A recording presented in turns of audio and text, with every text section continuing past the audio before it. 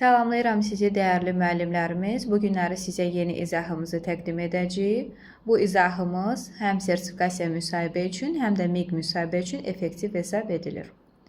İlk növbədə deyim ki, biz bu günləri rubrikdən danışacağıq. Rubrik dedikdə biz nə başa düşürük? Əsasən bir çox müəllimlərin sadəcə holistik analitik rubriklər olduğunu bilməsi ilə məlumat kifayətlənir. Burada dayanır. Amma biz bilmirik, rubrik nə məqsədlə yaradılır, rubrikdən biz nə zaman istifadə edirik, rubrik bizə nə verir, əhəmiyyəti nədən ibarətdir. İndi isə gəlin bu günləri qısa bir şəkildə bunları izah edim və müsahibə üçün bu sözlər vacibdir. İndi isə keçid alaq izahımıza. Rubrik nədir? Rubrik qiymətləndirmə şkalasıdır, qiymətləndirmə cədvəlidir. Bunları zaten bilirsiniz. Şagirddə nəyin qiymətləndirəcəyini göstərən xüsusiyyətlərdir, meyarların öz əksini tapdığı bir cədvəldir, keyfiyyət səviyyəsi ilə uyğunlaşır. Tamam. Rubriklər 3 hissədən ibarət olur. Meyar, keyfiyyət səviyyəsi, meyarlara uyğun keyfiyyət səviyyəsi. Amma gəlin bir şeydə nəzərinizə çatdırım. Rubrikdən biz nə məqsədlə istifadə edirik? Hamımız bilirik ki, rubrikdən biz qiymətləndirmə üçün istifadə edirik, amma təkcə qiymətləndirmə üçün deyil. Rubrik nə üçün istifadə edilə bilər? Rubrik şagirdə gözləntiləri açıq şəkildə demək üçün istifadə edilir. Şagird müəllimin ondan nə gözlədiyini açıq şəkildə bilir.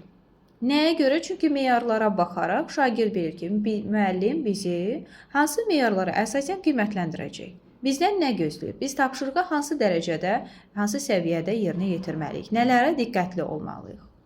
Keçid alırıq ikinci. İkinci nə üçün istifadə oluna bilər? İkinci məqsədimiz olacaq bizim istiqamət göstərən. Nəyi necə edim? Necə etsəm düzgün olar? Hansı istiqamətdə çalışım? Meyarlar açıq aydın göstərilir deyə şagird öz istiqamətini təyin edə bilir.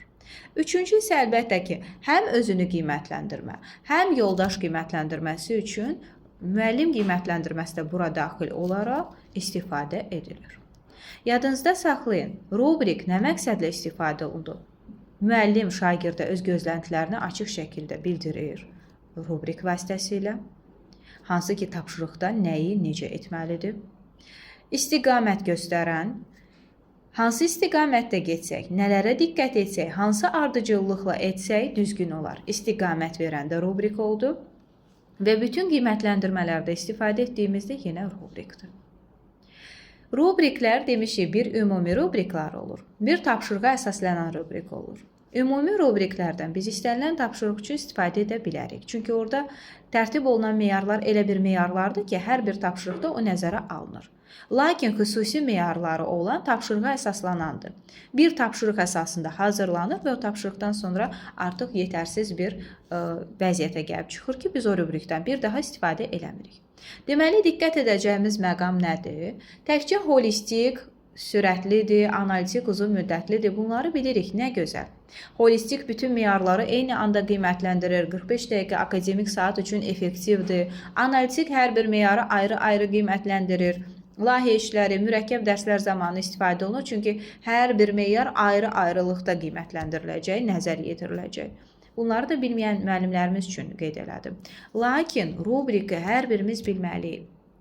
Çünki rubrik dediyim kimi 3 dənə istiqaməti nəzərə alır və 3 istiqaməti nəzərə alaraq bizim təlim məqsədinə, təlim nəticəsinə çatmağımız üçün şərait yaradır.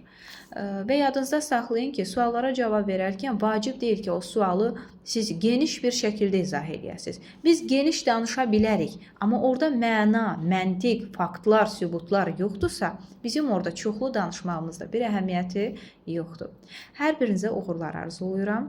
Dərslərimizə qeydiyyat davam edir. Kollektiv şəkildə gələn, fərdi şəkildə hazırlaşan və həmçinin kiçik qruplar yaradırıq. Böyük qruplar isə artıq demək olar ki, dolub, amma vaxt, saat hər kəsə uyğun olarsa yenidən böyük qruplarımız da açılacaq. İcmallarla, bütün materiallarla da müəllimlərimizi təmin edirik və hər birinizə uğurlar arzulayıram. Kanalımıza abunə olun, paylaşın və bu tipli videolarımızın ardı gələcək.